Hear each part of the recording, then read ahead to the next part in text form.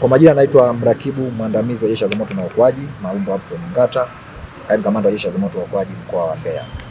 Leo tarehe 17 mwezi wa pili mwaka 2026 majira ya saa 8:11 mchana tulipokea wito wa uwepo wa mtu aliyeonekana akielekea kwenye dimbwi la maji katika mtaa wa Maili 5 kata ya Iganzo jijini Mbeya. Kama majukumu yetu yanavyotuelekeza, maafisa na askari waweze kufika eneo la tukio kwa ajili ya kwenda kuona nini kinachoendelea. Ni kweli askari wa Jeshi la Zimamoto na Uokoaji walifika eneo la tukio na kubaini kweli uwepo wa mtu ambaye alikuwa mwili wake unaelea kwenye dimbwi la maji katika huo mtaa wa Maili 5 kama nilivyotaja hapo awali, ambaye baada ya kutolewa pale amefahamika kwa majina anaitwa Tido Abel Kadaga, umri wa miaka 20, na alikuwa ni mwanafunzi wa chuo cha masomo ya biashara yani CBE campus ya Mbeya, na alikuwa anasoma mwaka wa kwanza.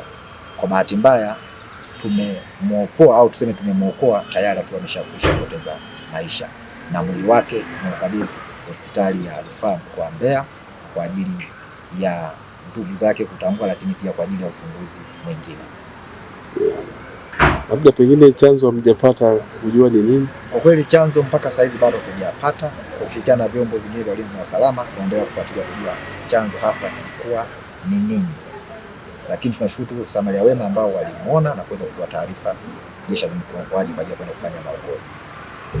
Naomba niwatoe rai kwa wananchi wa mkoa wa Mbeya na viunga vyake kwamba ikitokea dharura yoyote basi wasisite kutoa taarifa Jeshi la Zimamoto na Uokoaji kupitia namba yetu 114. Namba hii ni bure na inapatikana huduma. Lakini pia hapo kwa sababu tulipata fursa leo, naomba nitumie nafasi hii kuwajulisha wananchi wa mkoa wa Mbeya pamoja na viunga vyake kwamba Jeshi la Zimamoto na Uokoaji lina huduma ya ambulance, yani tunaita paramedic service, ambayo inapatikana masaa 24 na huduma hii ni bure kabisa. Kwa hiyo kama una mgonjwa wako au mama mjamzito au na dharura yote ambayo inahitaji kufika hospitali, piga namba ile 114, ambulance itakuja, kuna wataalamu wapo na utapewa huduma bure kabisa.